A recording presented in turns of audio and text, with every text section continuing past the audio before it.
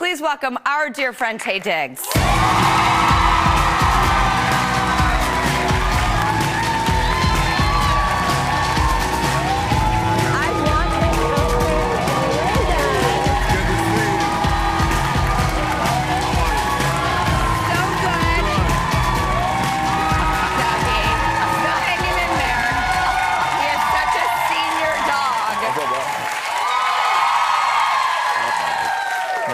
Oh, Dougie loves you, buddy, is it okay if can I sit here, please? Yeah, come sit here. All right, excuse me, pal. Oh, no, you don't want me to. You know what? No. Taye, you come sit, and Dougie will get between us. Dougie fresh. By the way, Taye, I'm so jealous of that outfit. It is so cool. I love a jumpsuit. They're so comfortable. Well, this is... But out of curiosity, yes, because as a woman, every time I wear a jumpsuit, I say I'm never not going to do this again. I'm going to wear jumpsuits for life. And then you go to the bathroom. Oh, and you're sitting there naked as a jaybird, and the only thing you have is your clothes at your ankles. Does that happen with you too in a jumpsuit? It doesn't, because it's a little easier for me to go to the bathroom, right? I can stand, but that is an issue. That is an issue. Yes. But I mean, but even standing, aren't you going to have to like tie it somewhere? I mean, doesn't that thing come just down? Just down, out, return, in. Understood. Yes. Out, down, understood. Yes. Okay, yeah, we cannot do that, and it's every woman in a jumpsuit. I know. I'm sorry. I'm sorry you have to deal with that. But you make that look good. Okay. Thank you. You know, it's interesting because I'm at a point in my life where, and I think this is very influenced by kids, and I want to ask you because you have a teenage son. I do. I feel like right now in my life, I have made a very conscious decision.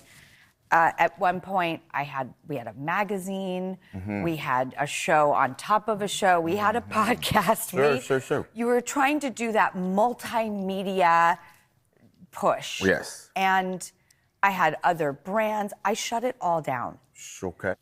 Did you have a moment where you thought, professionally speaking, that you too, like, wanted just to be a part of an ensemble, like, take the pressure off, just be with your family?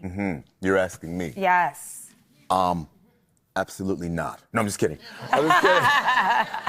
No, for me, I just got a little lazy. Like, at one point, I was, there came a point, if I wasn't connected to the work as an actor on a TV or film set, I just got bored.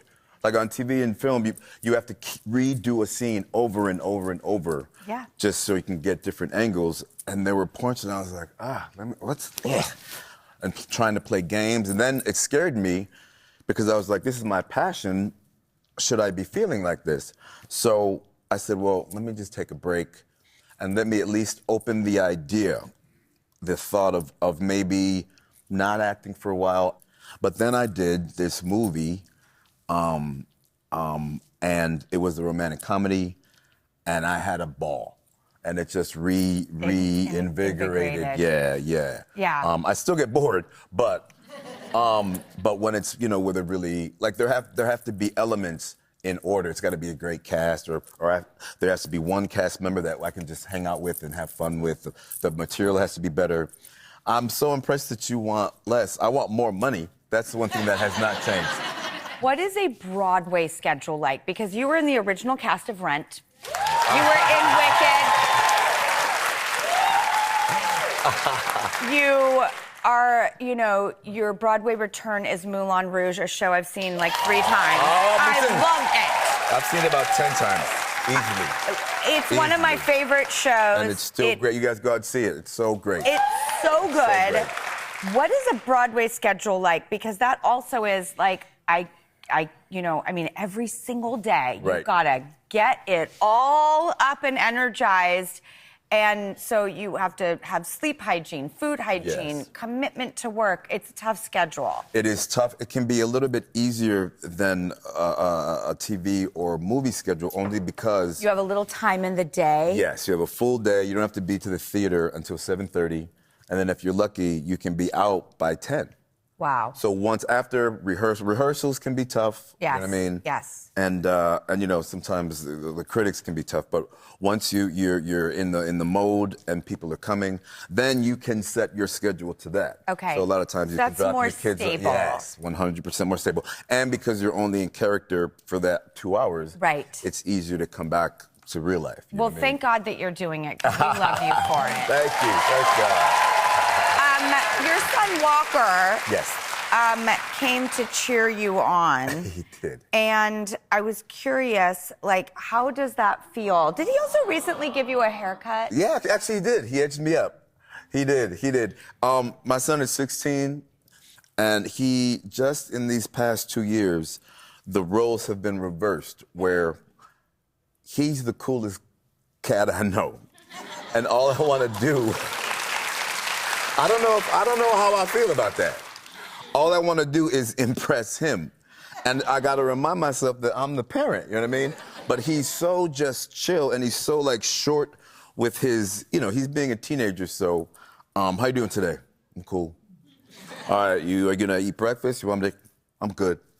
Or I remember I drop him off at school, and he would be the first one to say, "What are we gonna talk about, Dad?" And I'd have to come up with something to talk about. Now, he says nothing, and then my first reaction is to try to make conversation. Yeah, fill the space. Right, which as a normal human being, that's what you want to do. But with teenagers, all that does is get on their nerves. So I tried to keep starting conversations, and then I was like, well, let me just chill. Okay, and then it gets worse, because when they don't respond, they're like, are you mad at me? Are you okay? And then I feel like the corny girlfriend. That's how I was like, So I said, let me just lay back, and when he wants to speak, I'll be there. And that's what works. You just got to be, yeah. Okay, I like that advice. Confident. They don't hate you. They're just thinking about teenager stuff, you know what I mean? Which is a lot. Oh, It's a lot. I Yeah, like I wasn't as cool as him at his age, so I wasn't thinking about girls, and so, but he's got sports and the prettiest girl and the what he's wearing and how he's gonna the next TikTok. He's got a lot of stuff going through. You know what I mean? So when he came to the show, it meant so much to me. And every once in a while, he'll drop back into the loving, affectionate kid he used to be before he was Mr. Cool, and came right up to me and he, said I did a great job. And that I was surprised at how much that meant to me.